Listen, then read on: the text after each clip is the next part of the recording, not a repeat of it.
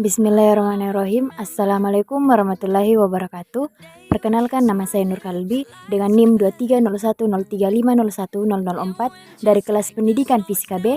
Nah, pada video ini saya akan membahas salah satu konsep menarik dalam fisika, yaitu efek Doppler relativistik.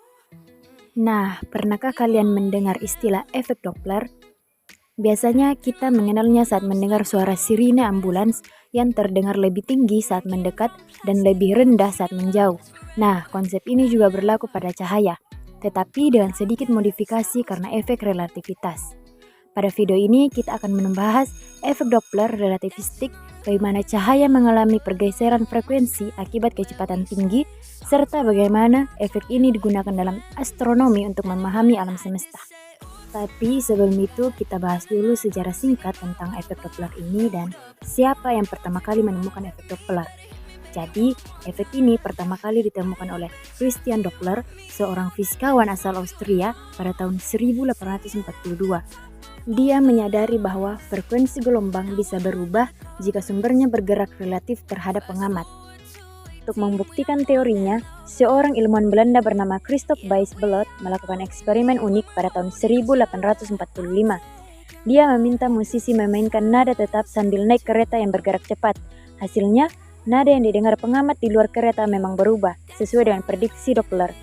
Awalnya, efek Doppler hanya digunakan untuk suara, tapi setelah Einstein memperkenalkan teori relativitas, ilmuwan menyadari bahwa efek Doppler juga terjadi pada cahaya. Nah, akhirnya muncullah konsep efek Doppler relativistik yang kini sangat penting dalam astronomi, seperti untuk memahami ekspansi alam semesta dan pergerakan bintang. Jadi, apa sih sebenarnya efek Doppler itu? Nah, sederhananya, efek Doppler adalah perubahan frekuensi atau panjang gelombang yang terjadi ketika sumber gelombang bergerak relatif terhadap pengamat.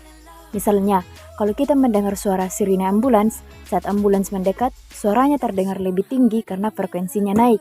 Tapi begitu ambulans menjauh, suaranya jadi lebih rendah karena frekuensinya turun. Nah, hal yang sama juga terjadi pada cahaya. Tapi karena cahaya bergerak dengan kecepatan yang sangat tinggi, kita harus mempertimbangkan efek relativitas Einstein.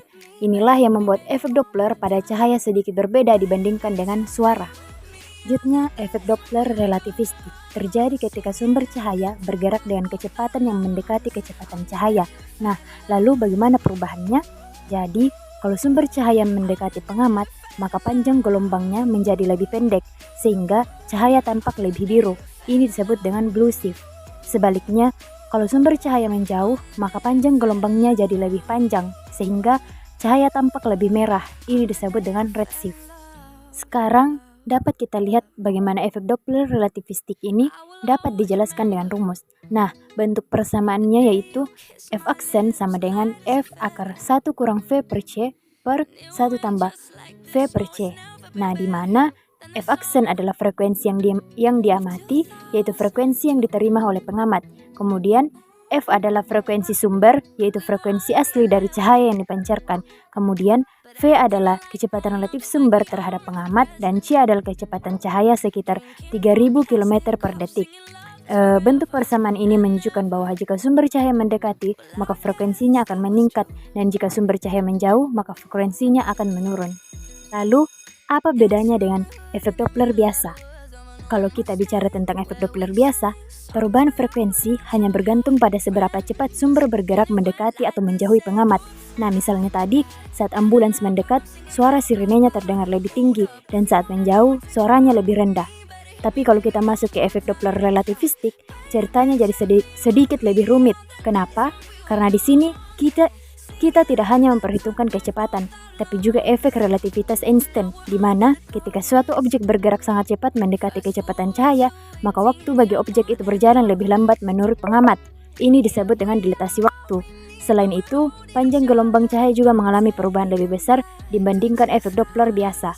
Kalau pada efek Doppler biasa kita hanya memperhitungkan perubahan frekuensi karena kecepatan, maka dalam efek Doppler relativistik kita juga harus mempertimbangkan bagaimana kecepatan tinggi memengaruhi waktu dan panjang gelombang cahaya. Nah, inilah yang membuat rumusnya lebih kompleks. Sekarang kita bahas penerapan efek Doppler relativistik dalam astronomi. Salah satu konsep penting dalam pergeseran merah dan pergeseran biru. Redshift terjadi saat cahaya dari bintang atau galaksi bergerak menjauh dari kita. di mana panjang gelombangnya menjadi lebih panjang sehingga cahayanya tampak lebih merah. Ini adalah bukti penting bahwa alam semesta kita terus mengembang. Kemudian blue shift. Sebaliknya, terjadi saat sumber cahaya mendekati kita, di mana panjang gelombangnya menjadi lebih pendek sehingga cahayanya tampak lebih biru. Contohnya, bisa kita lihat pada beberapa bintang di galaksi yang bergerak mendekati Bima Sakti. Fenomena ini sangat penting dalam astronomi karena membantu para ilmuwan memahami bagaimana benda-benda di alam semesta dapat bergerak dan berinteraksi. Berikut contohnya dalam astronom. Yang pertama itu ekspansi alam semesta. Seorang astronom bernama Edwin Hubble menemukan bahwa sebagian besar galaksi mengalami redshift atau pergeseran ke merah. Artinya, galaksi-galaksi itu bergerak menjauh dari kita. Menariknya, semakin jauh sebuah galaksi, semakin besar redshift-nya. Ini menjadi bukti kuat bahwa alam semesta terus mengembang, sama seperti balon yang ditiup dan makin membesar. Yang kedua, spektrum bintang dan planet. Efek Doppler relativistik juga bisa kita lihat pada bintang-bintang. Salah satu contohnya adalah sistem bintang biner, di mana dua bintang saling mengorbit satu sama lain. Ketika salah satu bintang bergerak mendekati kita, maka cahayanya bergeser ke biru. Sebaliknya ketika menjauh, spektrumnya bergeser ke merah. Dari perubahan spektrum ini, astronom bisa menentukan bagaimana bintang-bintang itu bergerak bahkan tanpa melihatnya langsung.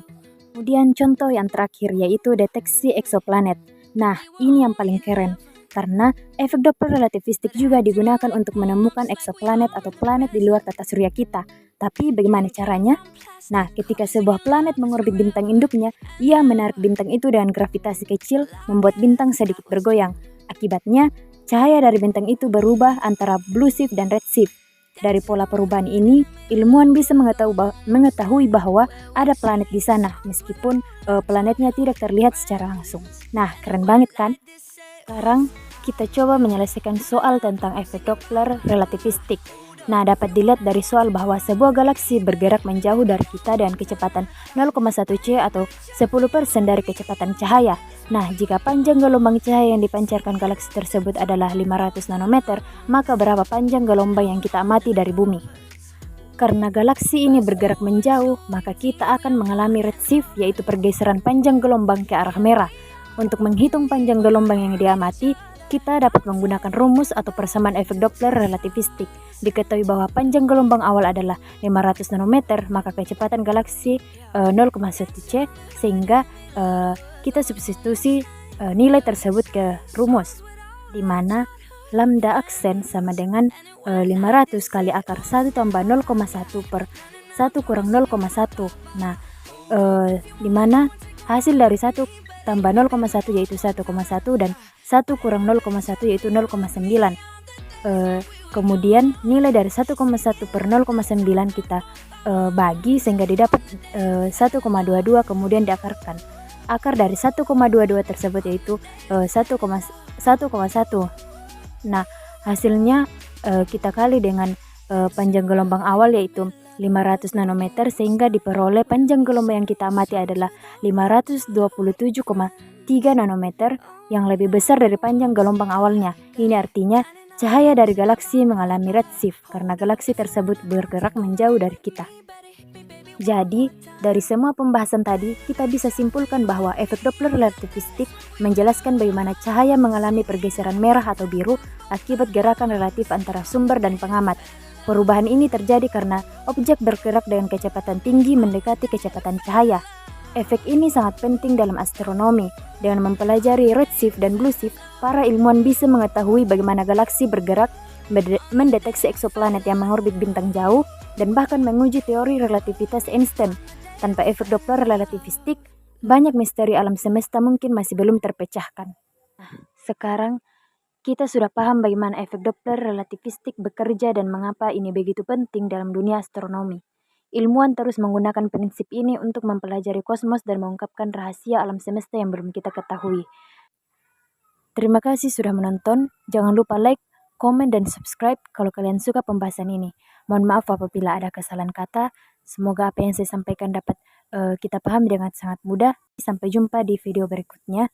Sekian dan terima kasih. Assalamualaikum warahmatullahi wabarakatuh.